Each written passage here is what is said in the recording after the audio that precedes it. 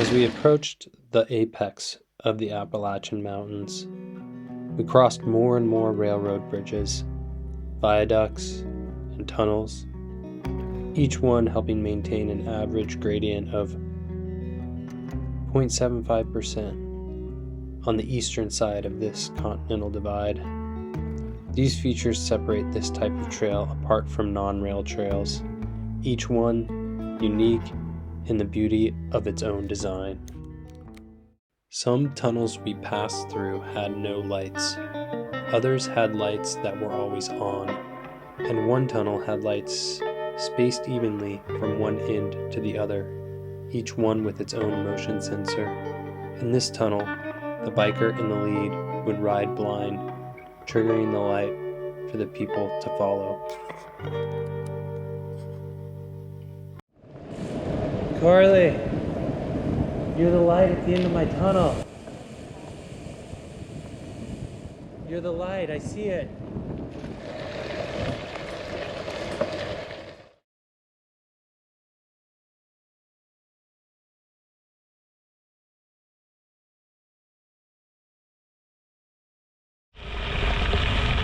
Morning, day 7. Leaving Frostburg, Maryland. Pretty smoky, but it doesn't quite feel as bad as yesterday. Hopefully we're not getting used to it. Biking, he says. Do you want more biking? How you doing this morning, my love? Feel like you're adjusting to life on trail? Literally accepting the thought that I'm just going to be slightly tired the whole time. Do you think you'll sleep good on trail sometime? No. I'm rooting for you. Do you like starting the day with a big downhill? When I put my jacket on, You're doing 12 miles an hour, no problem. Frostburg is at elevation 2,000 feet, or 609 meters. Cumberland is at elevation 600 feet, or 182 meters.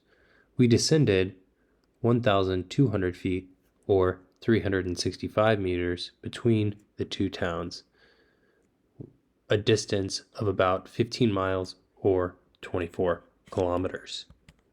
This would be the longest downhill segment of our quest. Cross track at right angle. Good job.